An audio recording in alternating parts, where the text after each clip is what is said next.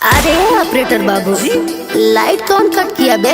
अरे मैं तेरा बाबू आया है महफिल में। थोड़ा कमरिया हिला ना। ओ माँ मस्त महीना आई पतरी तोर कमरिया काहेला मुंगावा तारे मारी के नजरिया। अच्छा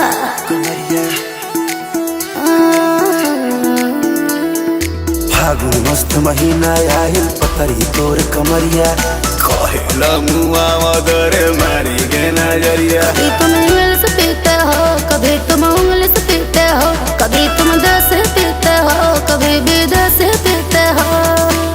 आज क्या पीके आए हो, उड़ा रहे हो छर्रा।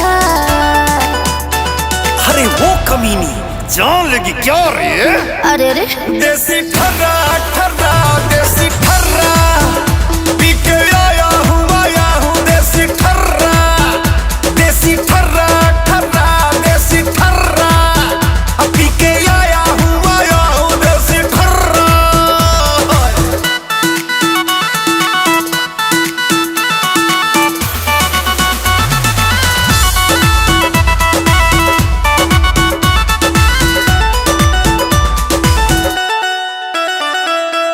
छोरा छी छोरा तू गंदी तेरी बातें, फिर भी तेरे बिना कटती ना रातें।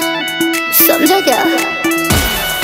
हाँ, हाँ। चिकनी चमेली हो कमीनी वाला रूप चोली जालीदार पजोबान गंदा फूल बा। होली के बहाने कलर लगेगा ना हर्रा। अरे क्या समझे? अरे कमीनी टच तो करने दे। आई हो दादा। देसी ठर्रा ठर्रा देसी ठर्रा अच्छा पी के आया हूँ देसी ठर्रा देसी ठर्रा ठर्रा देसी ठर्रा पी के आया हूँ देसी ठर्रा।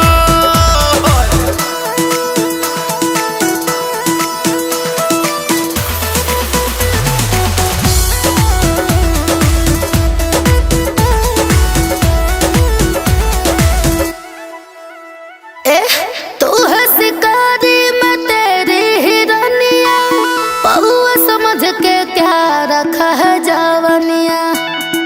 बोलो